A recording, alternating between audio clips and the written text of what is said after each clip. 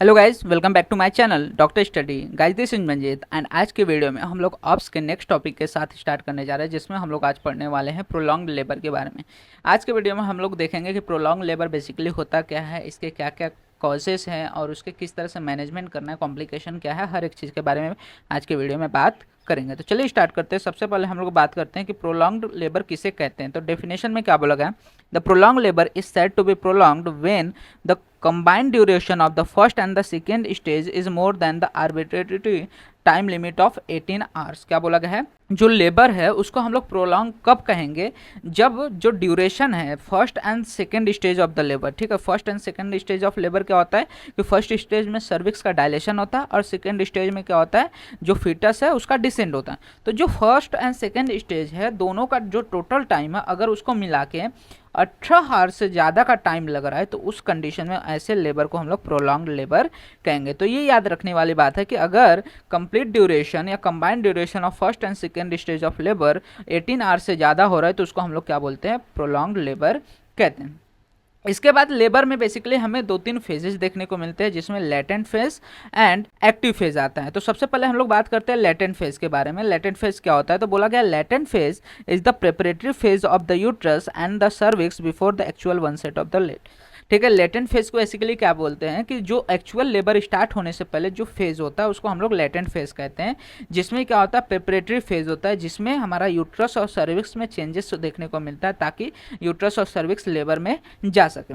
जो normal latent phase का time बताया गया है वो होता है about 8 hours in primary gravity and 4 hours in multi gravity. ठीक है, जो प्राइमरी ग्रेविटी है, जो पहली बार बच्चे को जन्म देने वाले हैं, उसमें जो लेटेंट फेज का टाइम पीरियड है उसमें जो सर्विक्स और यूट्रस में चेंजेस प्रिपरेशन होते हैं वो उसको होने में 8 घंटे लगते हैं। वहीं पे in case of the multi gravity या मल्टी पैरा वुमन जिसने ऑलरेडी एक दो बार बच्चों को जन्म दे चुके हैं, ऐसे कंडीशन में सिर्फ 4 घंटे में ही क्या होता है, प्रिपरेशन हो जाता है। अब इस लेटेंट फेज को प्रोलॉन्ग्ड हम करते हैं जब ये जो प्राइमरी ग्रेविटी है उसमें सेम चीज़ कब कितने टाइम में हो, 20 आवर्स, मतलब कि जो काम 8 घंटे में होना चाहिए अगर वही सेम चीज़ अगर 20 आवर्स टाइम ले रहा है और वहीं पे मल्टी ग्रेविटी में जो चीज़ 4 आवर्स में होनी चाहिए वही 14 आवर्स ले रहा है, तो ऐसे में ये हमारा क्या है, एबनॉर्मल लेटेंट फेज हो जाता है और इसको हम लोग प्रोलॉन्ग्ड लेटेंट फेज कहते हैं। इसके अलावा दूसरा हमारे पास आता है एक्टिव फेज। ठीक है, तो सबसे पहले हम लोग ने लेटेंट फेज देखा, तो लेटेंट फेज क्या है, इसमें प्रिपरेशन होता है किसमें, यूट्रस और सर्विक्स में। तो लेटेंट फेज जो होता है एंड करता है जब सर्विक्स जो होता है 3 सेंटीमीटर तक डायलेट कर जाता है। ठीक है, लेबर में होने के लिए, लेबर अच्छे से होने के लिए सर्विक्स का डायलेशन होता है। तो लेटेंट फेज में सर्विक्स में चेंजेस देखते हैं तो उसमें सर्विक्स जो होता है 3 सेंटीमीटर तक डायलेट हो जाता है। वहीं पे जैसे ही लेटेंट फेज खत्म होता है वहाँ स्टार्ट हो जाता है एक्टिव फेज। एक्टिव फेज जो होता है start with the cervical dilation of the 3 centimetre, जो कि हमने लेटेंट फेज में देखा। इसके बाद सर्विक्स और फर्दर डायलेट करता है at the rate of 1 centimetre per hour. इस तरह से जब तक टोटल जो एक्टिव फेज है वो चलता है 7 घंटे तक, जिसमें हर 1 घंटे में 1-1 सेंटीमीटर का डायलेशन होता है, जिसमें क्या होता है कि जो सर्विक्स होता है टोटल डायलेट होता है अबाउट 10 सेंटीमीटर तक। ठीक है, तो प्रोलॉन्ग लेबर में आपको ये क्लियर होना चाहिए कि 2 फेजेस लेबर में देखने को मिलते हैं, लेटेंट फेज और एक्टिव फेज। लेटेंट फेज में सिर्फ डायलेशन देखने को मिलता है सर्विक्स का 3 सेंटीमीटर तक, वहीं पे एक्टिव फेज में 3 से 10 सेंटीमीटर तक डायलेशन होता है, जो कि at the rate of 1 centimetre per hour के हिसाब से देखने को मिलता है। इसके बाद जब हम लेबर की बात करते हैं तो लेबर जब हो रहा होता है तो ऐसे कंडीशन में हम लोग क्या करते हैं, पार्टोग्राफ ड्रॉ करते हैं। ठीक है, पार्टोग्राफ ड्रॉ करते हैं ताकि देख सके कि क्या क्या चेंजेस लेबर के समय हो रहा है। तो इस पार्टोग्राफ में हम 2 लाइन ड्रॉ करते हैं, एक होता है अलर्ट लाइन और दूसरा होता है एक्शन लाइन। तो इनके बारे में देख लेते हैं। अलर्ट लाइन बेसिकली क्या होता है, ये स्टार्ट होता है at the end of the latent phase and and with the full dilation of the cervix that is about 10 centimetre in 7 hours. ठीक है, जब लेटेंट फेज एंड करता है जिस समय सर्विक्स 3 सेंटीमीटर ऑलरेडी डायलेटेड है, उस समय से लेके जब सर्विक्स कंप्लीटली डायलेट हो जाता है अबाउट 10 सेंटीमीटर, तब तक के पीरियड को हम लोग किससे बनाते हैं, अलर्ट लाइन के थ्रू ड्रॉ करते हैं, जिसमें जो डायलेशन का रेट होता है 1 सेंटीमीटर पर आवर के हिसाब से होता है। वहीं पे दूसरा कंडीशन होता है या दूसरा लाइन हम लोग ड्रॉ करते हैं एक्शन लाइन का, जो कि हम लोग 4 hours right to the alert line बनाते हैं, क्योंकि जब 10 सेंटीमीटर डायलेशन हो जाता है अलर्ट लाइन के ऊपर तब क्या होना चाहिए, डिसेंट होना चाहिए, किसका, फिटस का डिसेंट हो जाना चाहिए। लेकिन अगर ये डिसेंट नहीं हो रहा है तो ऐसे में वहाँ पे हमें क्या करना पड़ेगा, अप्रोप्रिएट इंटरवेंशन इंटरवेंशन करने पड़ेंगे। तो वो जो अप्रोप्रिएट इंटरवेंशन का टाइम है वो हम लोग ड्रॉ करते हैं विद द एक्शन लाइन। ये हम लोग ड्रॉ करते हैं 4 hours to the right of the alert line, ठीक है। जो हमारा एक्शन लाइन होता है ये 4 hours right to the alert line होता है। अब 4 आवर्स के बीच में अगर वो यहाँ पे अच्छे से क्या हो रहा है, डिसेंड नहीं हो पा रहा है, ठीक है, an interval of 4 hour is allowed to diagnose the delay in the active phase, there appropriate intervention is done. फिर हम लोग क्या करते हैं, वहाँ पे अप्रोप्रिएट इंटरवेंशन करते हैं ताकि क्या कर सके, तुरंत जो फीटस है उसका डिसेंट करवाया जा सके। तो ये सारी चीज़ें आपको याद रखनी है, ठीक है। तो लेबर में 2 चीज़ें, लेटेंट फेज और एक्टिव फेज आपको पता होना चाहिए, फिर अलर्ट लाइन और एक्शन लाइन पता होना चाहिए। अब बोला गया लेबर इज कंसिडर्ड अब normal when the cervicograph crosses the alert line.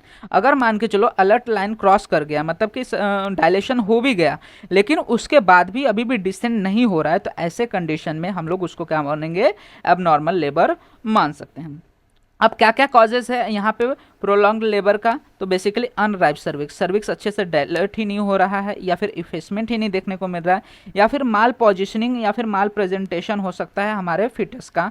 इसके बाद सिफेलोपेल्विक डिस्प्रोपोर्शन हो सकता है, मतलब कि जो पेल्विक आउटलेट है और जो हमारे फिटस का हेड है उसका जो साइज है वो दोनों मिसमैच कर रहे हैं, जिसके वजह से उस आउटलेट से जो हमारा फिटस है उसका जो सिफेलिक रीजन है वो पास ही नहीं कर पा रहा, डिसेंड ही नहीं कर पा रहा। फिर pre mature rupture of the membrane हो सकता है, एबनॉर्मल यूट्राइन कॉन्ट्रैक्शन हो जो कि अच्छे से डिसेंड में मदद ही नहीं कर पा रहा हो, कॉन्ट्रैक्टेड पेल्विस की कंडीशन हो सकती है, या फिर कंजेनेटल कोई मालफॉर्मेशन हो सकता है बेबी में, जैसे कि हाइड्रोसिफेलस जैसी कंडीशन हो या फिर मैक्रोसोमिया जैसी कंडीशन हो, तो उसमें क्या होगा कि डिसेंड नहीं हो पाता। तो ये सारे डिफरेंट कॉज, जनरलाइज्ड कॉज है जिसमें हमें प्रोलॉन्ग लेबर की कंडीशन देखने को मिल सकते हैं।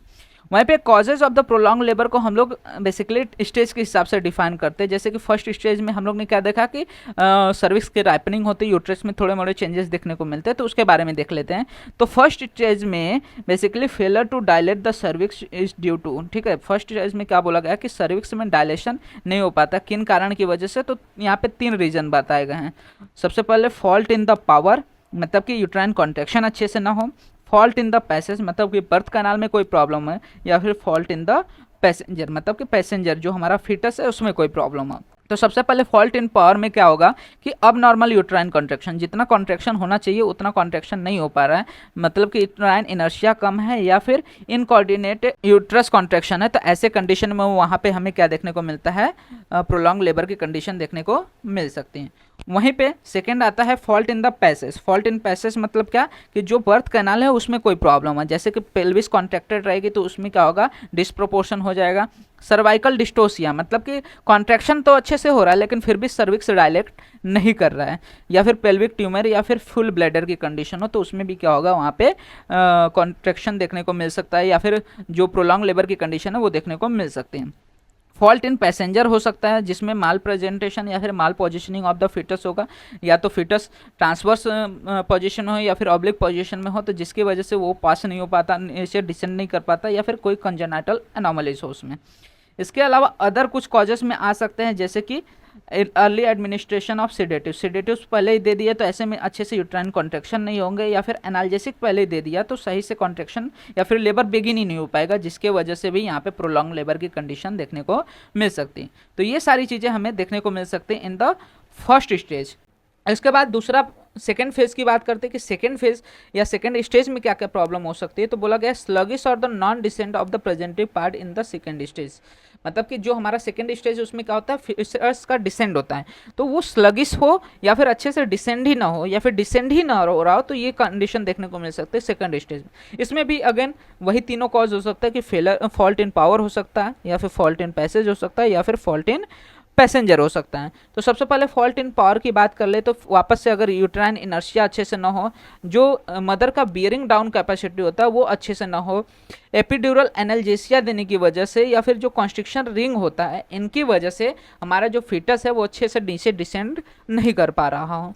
पैसेज में क्या क्या प्रॉब्लम हो सकती है, सिफेलोपेल्विक डिस्प्रोपोर्शन हो गया, या फिर एंड्रॉइड मेल पेल्विस हो वहाँ पे जिसके वजह से वो प्रॉपर आउटलेट ना बना हो, फिर कॉन्ट्रैक्टेड पेल्विस की कंडीशन हो सकती है, कोई सॉफ्ट टिश्यू उसके बीच में आ रहा है जो कि उसको नीचे डिस्टेंड नहीं होने दे रहा हो, पेल्विक ट्यूमर हो सकते हैं, या फिर undue resistance to the pelvic floor के इस वजह से क्या हो रहा है, फिटस को रेजिस्टेंस मिल रहा है, तो इन सभी कंडीशन में प्रॉपर डिसेंट नहीं हो पाता हमारे फिटस का। उसके बाद फॉल्ट इन पैसेंजर में, अगेन फॉल्ट इन पैसेंजर में क्या होगा, माल प्रेजेंटेशन या फिर माल पोजिशनिंग रहेगा, बेबी बिग होगा जिसके वजह से क्या होगा कि सिफेलोपेल्विक डिस्प्रोपोर्शन हो रहा होगा, या फिर शोल्डर डिस्टोसिया जैसी कंडीशन हो, या फिर congenital malformation of the baby हो। तो ये सभी डिफरेंट कंडीशन होते हैं जिसके वजह से हमें प्रोलॉन्ग लेबर जैसी कंडीशन देखने को मिलती है। तो प्रोलॉन्ग लेबर में आपको सबसे पहले फेजेस याद रखना है, दो फेजेस होते हैं, लेटेंट फेज और एक्टिव फेज। वैसे ही दो लाइन याद रखने का हम लोग पार्टोग्राफ पे ड्रॉ करते हैं, एक तो हमारा अलर्ट लाइन और दूसरा एक्शन लाइन। उसके बाद कॉजेज, जनरलाइज कॉज और फीटस में हमारे प्रोलॉन्ग कॉज में फर्स्ट स्टेज में क्या क्या कॉजेस हो सकते हैं और सेकंड स्टेजेस में क्या क्या कॉजेस हो सकते हैं, वो आपको याद रखना है। इसके बाद आता है डायग्नोसिस की बात, कि कैसे हम लोग पता लगा सकते हैं कि प्रोलॉन्ग लेबर में जा रहे हैं। तो बोला गया it is not a diagnosis but is a manifestation of the abnormality. कोई एबनॉर्मेलिटी हो तभी हम लोग पता कर सकते हैं कि वहाँ पे वो प्रोलॉन्ग लेबर की कंडीशन जनरेट हो सकती है। जैसे कि क्या क्या एबनॉर्मेलिटीज हो सकती है, तो first stage of the labour is consider prolonged when the duration is more than 12 hours. ठीक है, फर्स्ट स्टेज ऑफ लेबर को हम लोग प्रोलॉन्ग कब कह सकते हैं, जब फर्स्ट स्टेज मतलब क्या कि डायलेशन ऑफ द सर्विक्स होता है, डायलेशन ऑफ द सर्विक्स में लेटेंट फेज और हमारा एक्टिव फेज आता है, और लेटेंट फेज जो होता है उसमें क्या होता है 3 सेंटीमीटर तक डायलेट होता है, और एक्टिव फेज में 10 सेंटीमीटर तक डायलेट होता है। तो ये जो टोटल टाइम पीरियड है वो अगर 12 आवर्स से ज़्यादा टाइम ले रहा है 10 centimetre dilation of the cervix होने में, तो उसको हम लोग क्या बोलेंगे, प्रोलॉन्ग्ड फर्स्ट स्टेज। उसके बाद जो रेट ऑफ सर्वाइकल डायलेशन है वो हम लोग ने देखा कि 1 सेंटीमीटर पर आवर के हिसाब से होना चाहिए, लेकिन उससे कम हो रहा है इन द प्राइमरी ग्रेविटा और 1.5 सेंटीमीटर पर आवर हो रहा है इन द मल्टी ग्रेविटा, तो वो भी हम लोग बोल देंगे कि फर्स्ट स्टेज क्या है, प्रोलॉन्ग्ड है। और रेट ऑफ जो डिसेंट है इन द प्रेजेंटिंग पार्ट वो भी अगर less than 1 centimetre per hour के हिसाब से है, या फिर 2 सेंटीमीटर पर आवर के हिसाब से इन द मल्टीपैरा, तो उसको भी हम लोग प्रोलॉन्ग्ड लेबर के कंडीशन में उसको कंसिडर कर सकते हैं। वहीं पे सेकेंड स्टेज की बात करें तो सेकेंड स्टेज को हम लोग प्रोलॉन्ग कहते हैं if it last more than 2 hours in the primary gravida and 1 hour in the multi gravida. ठीक है, 2 आवर से ज़्यादा टाइम लग रहा है प्राइमरी ग्रेविटा में और 1 घंटे से ज़्यादा टाइम लग रहा है मल्टी ग्रेविटा में, तब हम लोग बोलेंगे कि सेकेंड स्टेज भी प्रोलॉन्ग्ड है। अब इसका डायग्नोस्टिक फीचर कैसे है, तो स्लगिस या फिर नॉन डिसेंट देखने को मिलता है प्रेजेंटिव पार्ट का, यहाँ तक कि फुल डायलेशन सर्विक्स का हो गया है, फिर भी क्या हो रहा है कि जो प्रेजेंटिंग पार्ट है फिटस का वो डिसेंट नहीं कर रहा है, तो ऐसे कंडीशन में उसको हम लोग क्या बोलेंगे, प्रोलॉन्ग लेबर के अंदर ले सकते हैं। Variable degree of the moulding on the caput formation in the cephalic presentation देखने को मिल रहा हो, या फिर identification of the cause of prolongation देखने पता चल जाए, तो इन सभी कंडीशन से हम लोग क्या करते हैं, diagnosis of the prolonged labour कर सकते हैं। मतलब कि या तो फर्स्ट स्टेज में सर्वाइकल डायलेशन प्रॉपर टाइम में नहीं हो रहा हो, या फिर सर्वाइकल डायलेशन का रेट कम हो, या फिर सेकेंड स्टेज में जो प्रेजेंटिंग पार्ट है वो ना दिख रहा हो, तो हम लोग कह सकते हैं कि वहाँ पे प्रोलॉन्ग लेबर की कंडीशन हो सकती है। अब प्रोलॉन्ग लेबर से कॉम्प्लिकेशन क्या क्या हो सकते हैं, तो प्रोलॉन्ग लेबर से मदर पे भी कॉम्प्लिकेशन देखने को मिलता है और फिटस पे भी कॉम्प्लिकेशन देखने को मिलता है। तो फिटस में क्या क्या कॉम्प्लिकेशन देखने को मिल रहा है कि अब फिटस क्या हो रहा है, ज़्यादा समय तक अंदर रह रहा है, तो जिसके वजह से वहाँ पे हाइपोक्सिया जैसी कंडीशन जनरेट हो सकती है, क्योंकि जो एमनियोटिक फ्लूइड है वो लीक आउट कर चुका है। अब वहाँ पे क्या हो रहा है, फिटस को ऑक्सीजन सही से प्रोवाइड न होने की वजह से हाइपोक्सिया जैसी कंडीशन हो सकती है, इंट्रायूट्राइन इन्फेक्शन हो सकता है, उसको इंट्राक्रेनियल स्ट्रेस या फिर इंट्राक्रेनियल हेमोरेज जैसी कंडीशन हो सकती है, या फिर इंक्रीज्ड ऑपरेटिव डिलीवरी, हमें इंस्ट्रूमेंटल डिलीवरी करना पड़ सकता है, फोर्सेप डिलीवरी या फिर वेंटोस डिलीवरी करनी पड़ सकती है, तो ऐसे कंडीशन में वहाँ पे ऑपरेटिव जो कंडीशन है वो ज़्यादा हो जाती है। तो ये सारी चीज़ें फिटल्स में देखने को मिलती है। वहीं पे मैटरनल कंडीशन क्या क्या हो सकती है, तो वहाँ पे मैटरनल डिस्ट्रेस की कंडीशन हो सकती है, इसमें पोस्टपार्टम हेमोरेज हो सकता है, क्योंकि सेकेंड स्टेज जो है वो ज़्यादा समय तक प्रोलॉन्ग कर रहा है, जिसकी वजह से वहाँ पे पोस्टपार्टम हेमोरेज जैसी कंडीशन हो सकती है। उसके बाद ट्रामा हो सकता है जेनाइटल ट्रैक को। उसके बाद इंक्रीज्ड ऑपरेटिव डिलीवरी इसमें भी देखने को मिलेगी, ज़्यादा हमें इंस्ट्रूमेंटल डिलीवरी करवानी पड़ सकती है। परपेरियल सेप्सिस जैसी कंडीशन हो सकती है इन्फेक्शन होने की वजह से, और सब इन्वॉल्यूशन मतलब कि ज़्यादा प्रोलॉन्ग टाइम होने की वजह से जो हमारा यूट्रस है वापस से अपने नॉन प्रेग्नेंट स्टेट में नहीं जा पाता अच्छे से। तो ये सारी कंडीशन मैटरनल में देखने को मिल सकती हैं।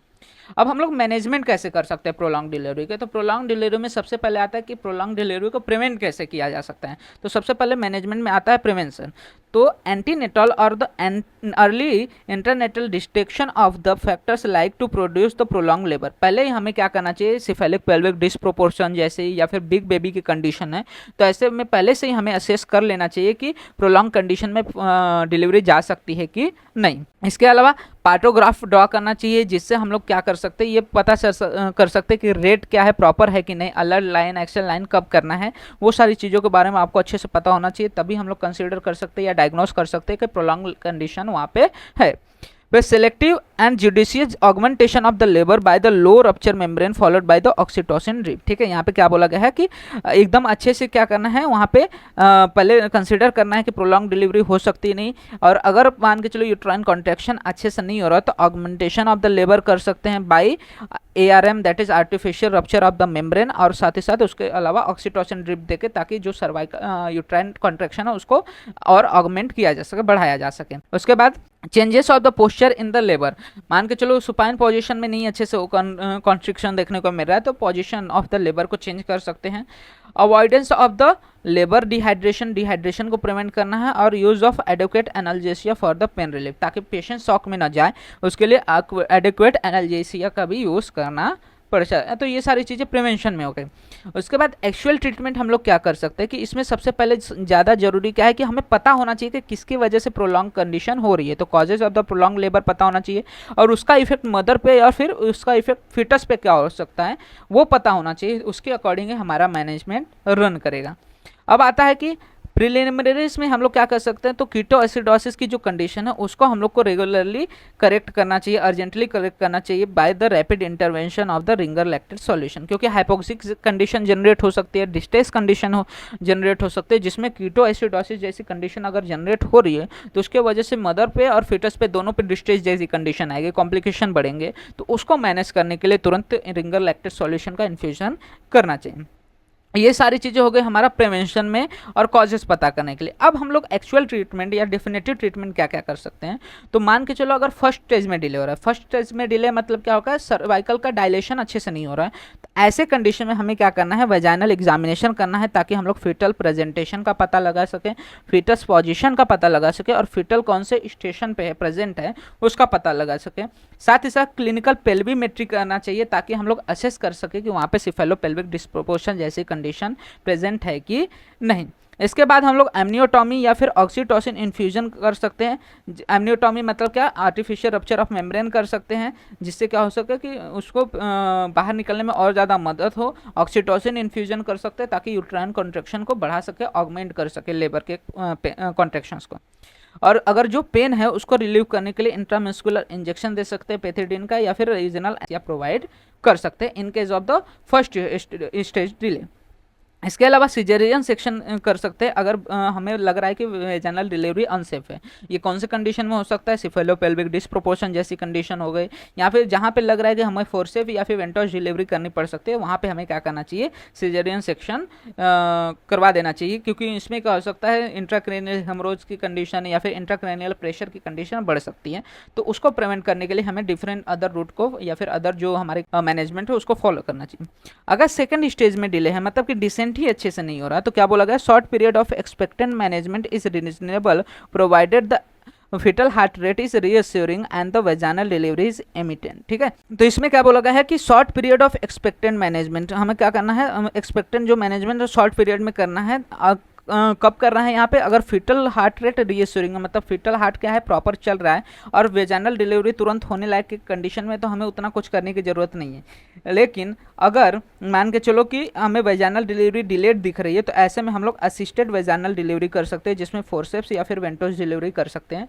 और अगर ये भी सही नहीं दिख रहा है, अनसेफ दिख रहा है, तो ऐसे में हम लोग क्या कर सकते हैं, सिजेरियन सेक्शन कर सकते हैं। तो ये सारी चीज़ें हमें देखने को मिलते हैं with in the prolong labour. तो प्रोलॉन्ग लेबर में आपको क्या क्या याद रखना है, प्रोलॉन्ग लेबर का डेफिनेशन याद रखना है कि फर्स्ट स्टेज और सेकंड स्टेज मिला के 18 आवर से ज़्यादा टाइम पीरियड ले रहा है तो उसको हम लोग प्रोलॉन्ग डिलीवरी के अंदर लेते हैं। लेटेंट फेज, एक्शन फेज, ये सारी चीज़ें आपको पता होनी चाहिए। उसके बाद लाइंस पता होना चाहिए, हमारी अलर्ट लाइन हो गई या फिर एक्शन लाइन किस तरह से हमारा वर्क करता है, वो सारी चीज़ें। फिर क्या क्या रीजंस हो सकते हैं। इटियोलॉजी बहुत ज़्यादा इंपॉर्टेंट है क्योंकि इटियोलॉजी के अकॉर्डिंग हमारा मैनेजमेंट रन करता है। अगर फर्स्ट स्टेज में कोई प्रॉब्लम है तो फर्स्ट स्टेज को मैनेज किया जाता है, जैसे कि यूट्राइन कॉन्ट्रैक्शन करा के या फिर सर्वाइकल डायलेशन करवा के।